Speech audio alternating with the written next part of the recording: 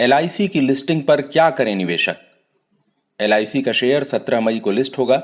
इसमें अलग अलग सिचुएशंस के हिसाब से निवेशकों को क्या करना चाहिए बता रहे हैं हमारे मार्केट एक्सपर्ट। अखिलेश प्रताप सिंह की रिपोर्ट। लाइफ इंश्योरेंस कॉरपोरेशन का शेयर 17 मई को स्टॉक एक्सचेंजों पर लिस्ट होगा। 21,000 करोड़ रुपए का यह आईपीओ करीब 3 गुना सब्सक्राइब हुआ था। इस आईपीओ में शेयर अलॉटमेंट फाइनल हो चुका है। सरकार ने 949 रुपए प्रति शेयर का इशू प्राइस तय कर दिया है और अब सबकी नजरें इस बात पर हैं कि 17 मई को लिस्टिंग गेन मिलेगा या नहीं। कुछ एनालिस्ट्स का अनुमान है कि मामूली प्रीमियम या मामूली डिस्काउंट पर लिस्टिंग हो सकती है। वहीं ग्रे मार्केट गिरावट के साथ लिस्टिंग का संकेत दे रहा है। सवाल यह है कि डिस्काउंट पर लिस्टिंग हो या प्रीमियम पर, रिटेल निवेशकों को क्या करना चाहिए और जिन लोगों ने इस आईपीओ में पैसा नहीं लगाया था उन्हें शेयर के लिस्ट होने पर इसमें निवेश करना चाहिए या रुकना चाहिए। लिस्टिंग के बारे में तमाम लोगों के मन में उठ रहे सवालों पर तुलस्यान पीएमएस के सीईओ और एमडी अभिनंदन तुलस्यान का कहना है कि एलआईसी का शेयर इशू प्राइस से कुछ नीचे लिस्ट हो सकता है। एलआईसी की लिस्टिंग का अनुमान है कि वो जो उसके इशू प्राइस है उसके आसपास ही होगी, बिकॉज मार्केट काफी वॉलेटाइल रहा है। अगर आप देखेंगे पिछले 2 हफ्ते में जब से फेड हाइक आई है, तो इसीलिए इसमें जो जितना सब्सक्रिप्शन की एक्सपेक्टेशन थी वो भी नहीं हुआ है। तो ये उम्मीद की जा रही है कि इशू प्राइस या उसके स्लाइड डिस्काउंट पे लिस्ट होगा, विच इज जो बहुत ही अट्रैक्टिव प्राइस है for any long term investor. जहां तक ग्रे मार्केट की बात है तो पिछले कुछ दिनों में शेयर बाजार में गिरावट से सेंटीमेंट पर असर पड़ा है और जीएमपी नेगेटिव हो गया है। पिछले कुछ दिनों में माहौल थोड़ा सुधरा है, लेकिन अब भी एलआईसी के शेयर के लिए जीएमपी 13 से 14 रुपए तक निगेटिव ही है। इस बारे में केडिया फिनकॉर्प के फाउंडर नितिन केडिया का कहना है कि लिस्टिंग इशू प्राइस के आसपास हो सकती है। देखिए, एलआईसी की अगर हम बात करें तो 90 रुपए की प्रीमियम चल रही थी ग्रे मार्केट के अंदर, जिससे मान के चला जा रहा था कि स्टॉक के अंदर जो है 90 रुपए का वैसे ही प्रीमियम मिल जाएगा। लेकिन ग्लोबल बाजार और जिस तरीके से डोमेस्टिक बाजारों की हालात चल रहे हैं और जो सब्सक्रिप्शन उसको जो है मिलना चाहिए था वो नहीं मिला है, तो उसकी वजह से मुझे लगता है कि जो लिस्टिंग है वो फ्लैट टू वीक हो सकती है और शायद ये अपने फ्लोर के भाव के आसपास ही खुले। अब बारी आती है एक और अहम पहलू की। इस इशू में रिटेल निवेशकों को इशू प्राइस से 45 रुपए का और एलआईसी के पॉलिसी होल्डर्स को 60 रुपए का डिस्काउंट दिया गया था।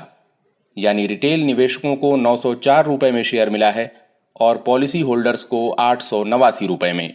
इस तरह से देखें तो शेयर अगर इशू प्राइस से लगभग 5% नीचे लिस्ट हुआ तो रिटेल निवेशकों को कोई लिस्टिंग गेन तो नहीं मिलेगा, लेकिन उन्हें कोई खास नुकसान भी नहीं होगा।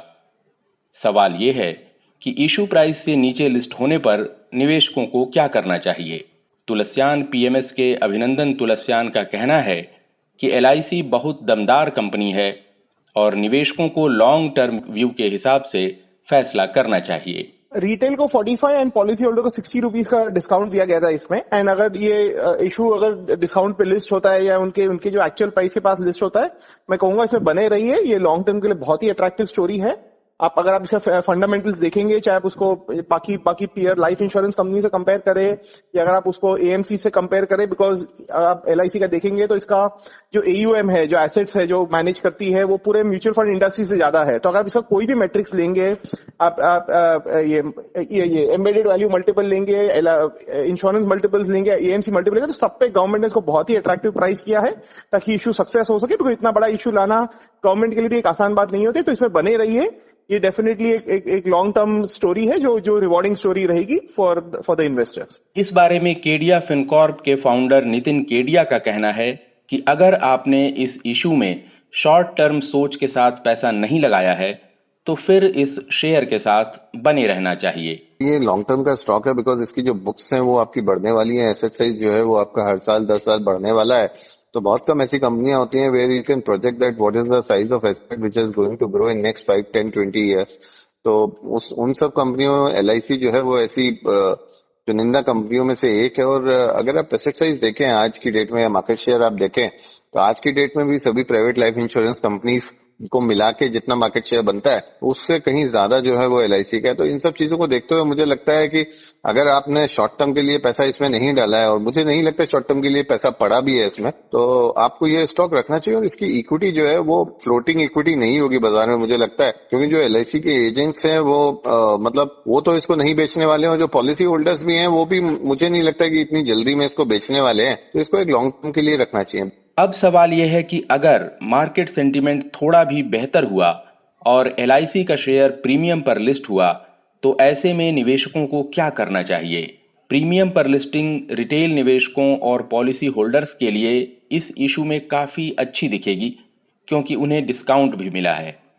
क्या ऐसे में उन्हें लिस्टिंग गेन लेकर निकल जाना चाहिए? इस बारे में केडिया फिनकॉर्प के फाउंडर नितिन केडिया की राय सुन लेते हैं। देखिए 90-100 रुपए तक का ग्रे मार्केट का प्रीमियम गया था। मुझे लगता है कि अगर आपको लिस्टिंग प्राइस 100-150 रुपए के ऊपर मिलता है तो शॉर्ट टर्म के लिए आप एक बार एग्जिट कर सकते हैं, लेकिन अगर दोबारा किसी भी करेक्शन में आपको वापस फ्लोर प्राइस पे मिलता है तो आपको इसको लेके चलना चाहिए। तुलस्यान PMS के अभिनंदन तुलस्यान का कहना है कि LIC जैसी कंपनी के बारे में निवेशकों को अलग नजरिया अपनाना चाहिए। कई इन्वेस्टर्स होते हैं जो खाली लिस्टिंग गेन के लिए अप्लाई करते हैं, बट मैं नहीं कहूंगा कि LIC को आपको उस नजरिए से देखना चाहिए।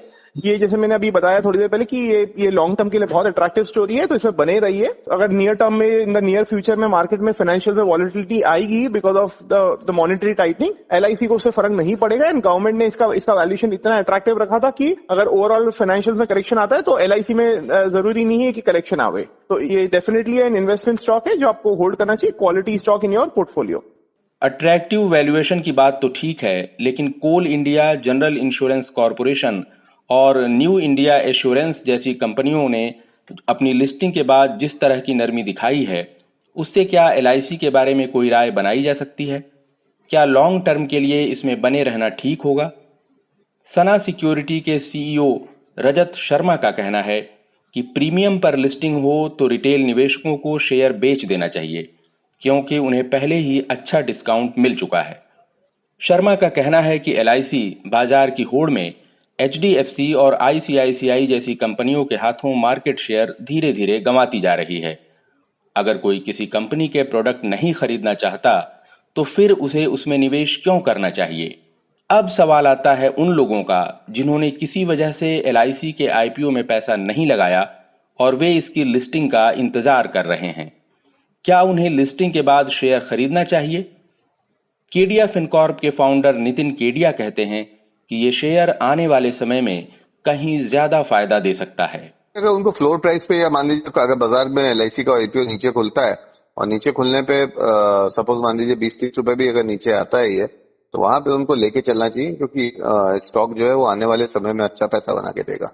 तुलस्यान PMS के CEO अभिनंदन तुलस्यान की सलाह ये है कि निवेशकों को LIC को डिस्काउंट या प्रीमियम लिस्टिंग से परे हटकर देखना चाहिए। क्या होता है कि जब भी मार्केट बुलिश होता है, जो शेयर बढ़ता है तब सबको लेना होता है, बट नहीं बढ़ता है तो नहीं लेना होता है। तो अगर डिस्काउंट पे लिस्ट होगा तो इन्वेस्टर शायद बोले कि नहीं ये तो अच्छी कंपनी नहीं, मैं नहीं लूं। अभी आप देखेंगे रिसेंटली जैसे अडानी विल्मर का हुआ था, बोले उसमें था कि नहीं ये तो डिस्काउंट पे लिस्ट हुआ, ये कंपनी अच्छी नहीं। बट अभी आप आज देखिए वो डिस्काउंट पे लिस्ट होने के बाद आज भी वो 600 पे रूल करे, जबकि उसका IPO प्राइस 230 था। तो मैं लिस्टिंग गेन या खाली वो लिस्टिंग डे के लिए देखने का, रिटर्न्स देखने का रेकमेंड नहीं करूंगा। अगर आपने नहीं किया था, आपको इसको एक फंडामेंटल स्टोरी के से बाय करना चाहिए। एंड डेफिनेटली अगर जो एक्सपेक्टेशन आ रही है ग्रे मार्केट से कि शायद डिस्काउंट पे या इशू प्राइस के आसपास ही लिस्ट होगा, तो डेफिनेटली इसमें इन्वेस्टमेंट करना चाहिए और अपने पोर्टफोलियो में ऐसे क्वालिटी स्टॉक ऐड करना चाहिए। शेयर बाजार के जानकारों की सलाह सुन ली आपने। काफी कुछ इस बात पर निर्भर करने वाला है कि 17 मई को शेयर बाजार का मिजाज कैसा रहता है। कुल मिलाकर बात यह है कि बहुत ज्यादा लिस्टिंग गेन की उम्मीद न करें। जो डिस्काउंट मिला है उसे देखते हुए अगर इशू प्राइस पर भी शेयर लिस्ट हुआ तो 5 से 6% का गेन तो हाथ में आना ही है। लेकिन एक्सपर्ट्स की सलाह यह भी है कि LIC के दमखम को देखते हुए इस पर लॉन्ग टर्म के लिए दांव लगाया जाना चाहिए।